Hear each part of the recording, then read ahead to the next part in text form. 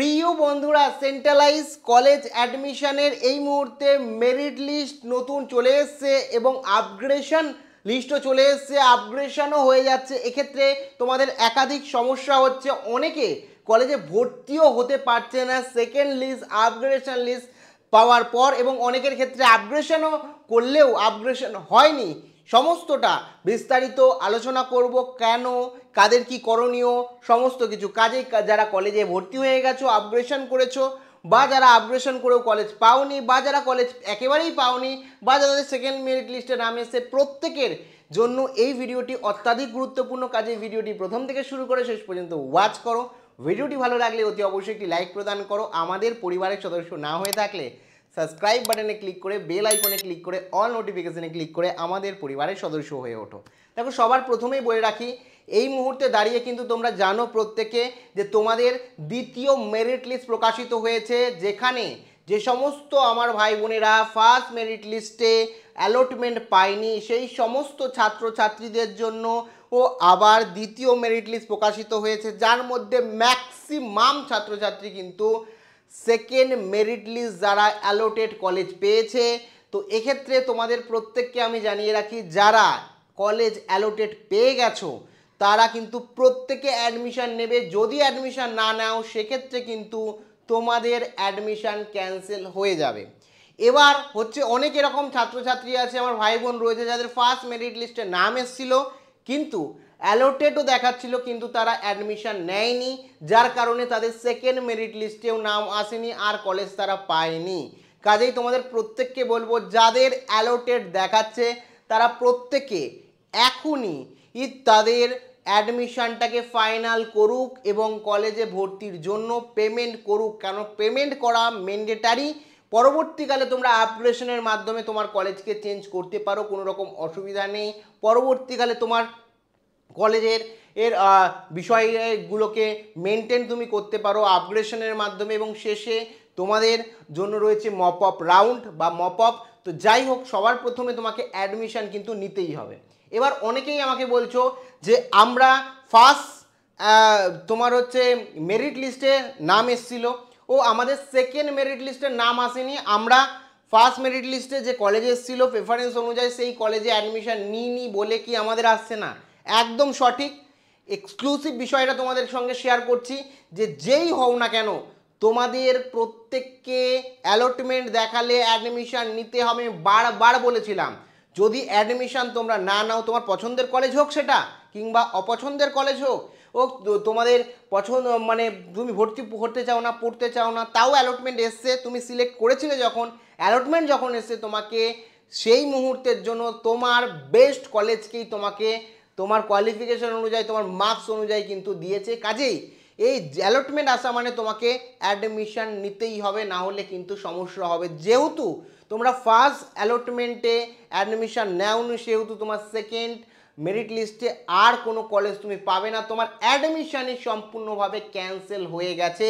তো এক্ষেত্রে কি হবে না, তোমরা এই তৃতীয় ও মেরিট লিস্ট বা তৃতীয় অ্যালটমেন্টেও তোমাদের নাম থাকবে না, আবার যারা দ্বিতীয় অ্যালটেড দেখাচ্ছে তাদেরও নাম থাকবে না। কাজেই তোমাদের প্রত্যেকের কাছে অনুরোধ, এমন ভুল করবে না অ্যালোটেড এসছে তুমি অ্যাডমিশান নেওনি, টাকা রিফান্ড হয়ে যাবে, টাকা পেয়ে যাবে, কিন্তু অ্যাডমিশান তোমাকে নিতেই হবে অ্যালোটেড হলে, তোমার পছন্দের কলেজ হোক কিংবা না পছন্দের কলেজ হোক।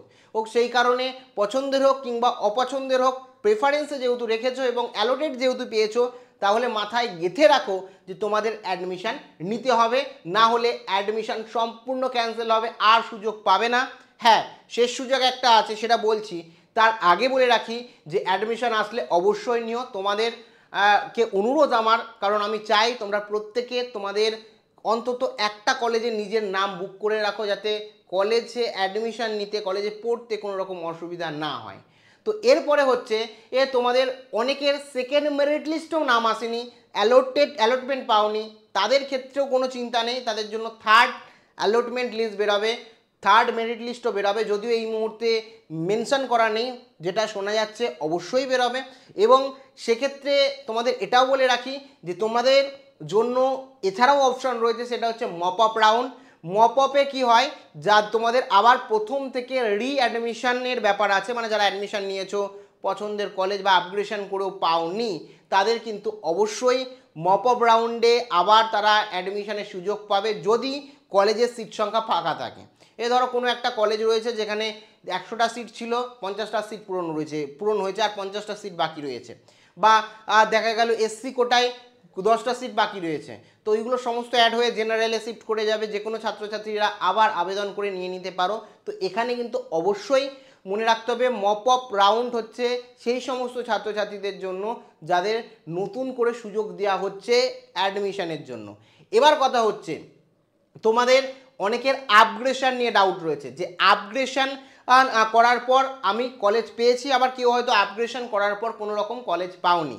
তো এক্ষেত্রে বলে রাখি, আপগ্রেশন করার পর যারা কলেজ পেয়েছো ও সেটা অবশ্যই তোমার ফার্স্ট প্রেফারেন্স বাদে, ঠিক আছে?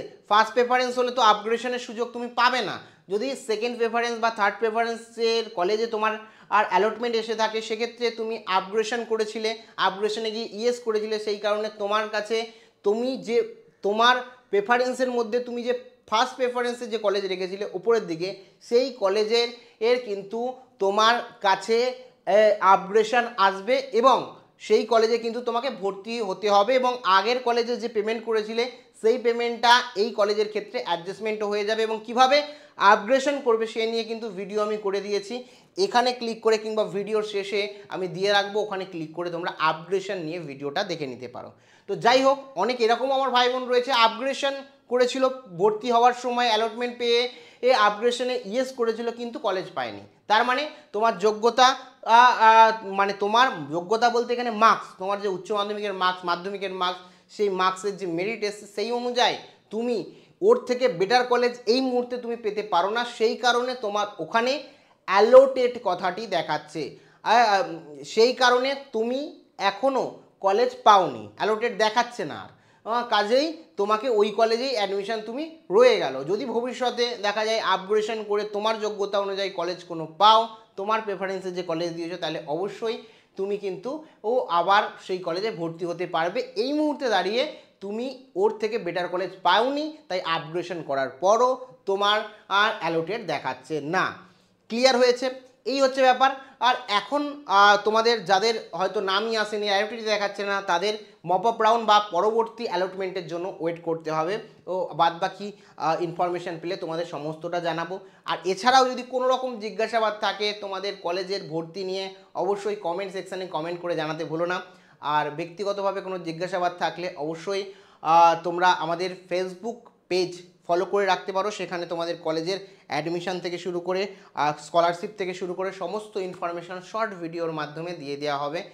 আজকে থেকেই আপলোড হওয়া শুরু হবে, লিঙ্ক প্রথম কমেন্টে রয়েছে। প্রত্যেকে ভালো থেকো, আবার দেখা হচ্ছে পরবর্তী ভিডিওতে। জয় হিন্দ।